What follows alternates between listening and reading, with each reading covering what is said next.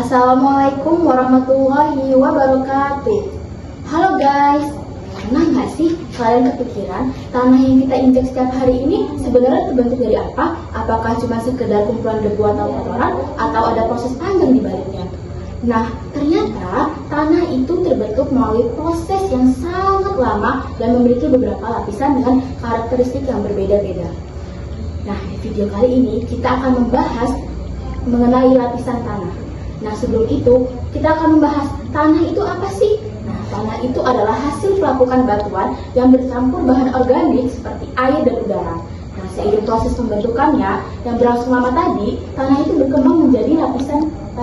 Ada lapisan horizon O, A, B, C, dan E. Nah, proses pembentukan tanah tersebut disebut dengan pedogenesis yang meliputi pelapukan. Nah, pelapukan sendiri itu dibagi menjadi 3, pelapukan fisik seperti perubahan suhu, kimia seperti reaksi dengan air dan udara, serta biologis oleh makhluk hidup. Selanjutnya, setelah pelapukan itu ada penambahan humus dari sisa makhluk hidup yang membusuk, serta pencucian dan pengendapan mineral. Nah, setelah kita memahami bagaimana tanah terbentuk dan tersusun atas beberapa lapisan itu, selanjutnya kita akan membahas masing-masing lapisan tanah secara lebih rinci. Lapisan yang pertama adalah horizon O. Apa sih horizon O itu? Yuk simak dulu. Jadi horizon O itu merupakan lapisan yang paling atas pada profil tanah yang tersusun dari bahan organik seperti ini dia, yaitu daun gugur, ranting, sisa hewan, dan tumbuhan, serta humus yang masih dalam proses dan sudah mengalami penguraian.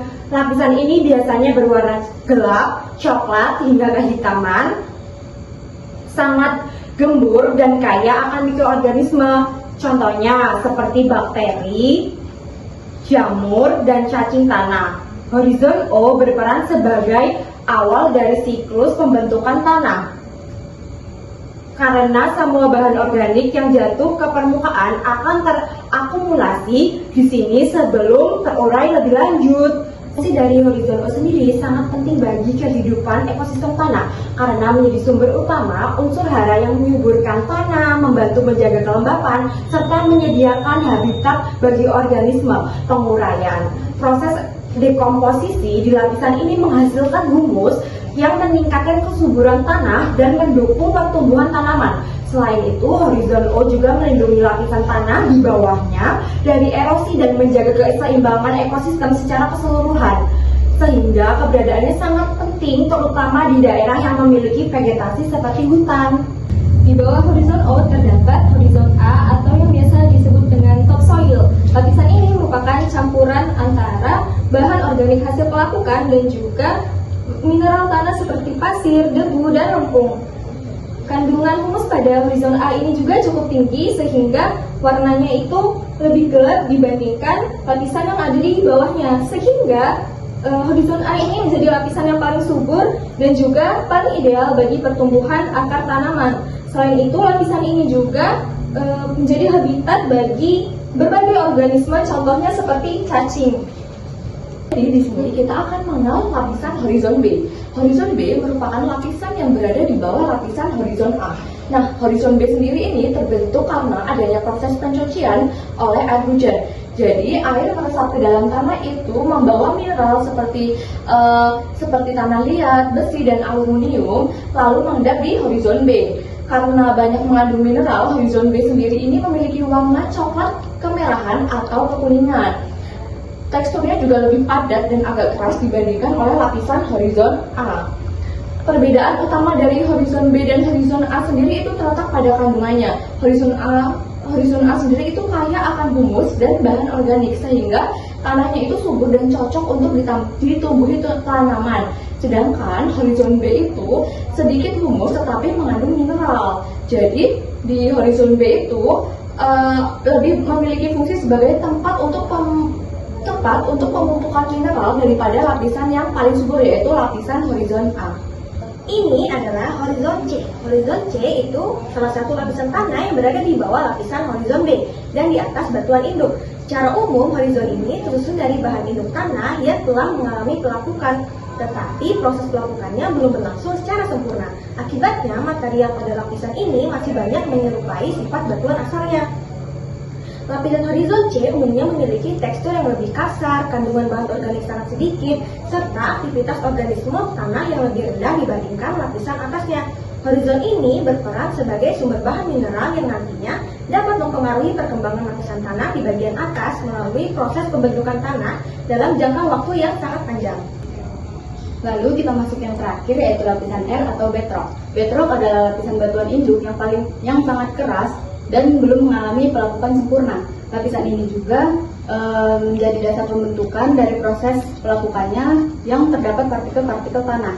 Nah, bedrock ini tersusun dari 3 jenis batuan, yaitu batuan beku, batuan sedimen, dan batuan metamorf. Contoh batuan beku adalah granit dan basalt, batuan sedimen adalah batu kapur dan batu pasir, lalu batuan metamorf itu contohnya marmer dan gneiss. Nah, jenis batuan bedrock ini mempengaruhi sifat tanah. Jenis batuan bedrock ini mempengaruhi sifat tanah seperti warna, struktur, tekstur, dan cadangan menyimpan airnya. Misalnya, batuan vulkanik menghasilkan tanah yang lebih subur, sedangkan batuan kapur menghasilkan tanah yang lebih kering. Selanjutnya saya akan membahas faktor-faktor pembentuk lapisan tanah. Jadi faktor pembentuk lapisan tanah itu ada 5. Yang pertama yaitu iklim. Iklim itu mempengaruhi cepat atau lambatnya batuan mengalami pelapukan menjadi tanah. Suhu dan curah hujan yang tinggi itu membuat tanah lebih cepat terbentuk. Yang kedua yaitu organisme. Jadi organisme seperti tumbuhan, hewan, dan mikroba itu membantu pembentukan tanah. Akar tumbuhan itu memecah batuan, sedangkan sisa makhluk hidup itu membentuk humus yang akan menyuburkan tanah. Yang ketiga yaitu relief dan topografi. Jadi bentuk di permukaan bumi ini mempengaruhi ketebalan tanah. Semakin datar bentuk permukaan bumi itu, tanah itu akan semakin tebal. Sebaliknya, jika permukaan bumi itu curam, akan mudah mengalami erosi sehingga tanahnya itu semakin tipis. Yang keempat yaitu bahan induk. Bahan induk adalah batuan asal pembentuk tanah. Jadi jenis batuan itu menentukan warna, kandungan mineral, dan tingkat kesuburan tanah itu sendiri. Yang terakhir yaitu waktu. Jadi tanah itu kan terbentuk dalam waktu yang sangat lama. Namun semakin lama proses pembentukan ini berlangsung, maka lapisan tanah itu akan semakin jelas dan lengkap. Selanjutnya, apa sih fungsi tanah bagi kehidupan? Jadi tanah itu berfungsi sebagai tempat untuk tumbuh tanaman, terus sumber bahan pangan, tempat hidup makhluk hidup, serta penopang bangunan seperti rumah ini dan aktivitas manusia. Selain itu, tanah itu juga menyimpan air dan juga unsur hara yang dibutuhkan untuk tanaman tumbuh. Yang kedua, apa sih dampak kerusakan pada tanah? Jadi kerusakan pada tanah itu menyebabkan tanah menjadi kurang subur, terjadi erosi dan juga banjir. Hasil pertanian juga menurun hasil panennya, serta lingkungan menjadi rusak.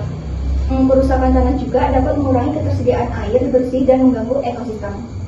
Selanjutnya, gimana sih cara untuk menjaga kesuburan tanah itu?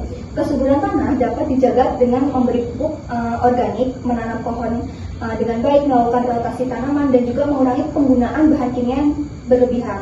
Selain itu, menjaga kebersihan dan juga lingkungan dan mencegah penebangan liar pohon juga penting untuk menjaga kualitas tanah. Sekian materi yang bisa dijelaskan oleh kelompok kami, kurang lebihnya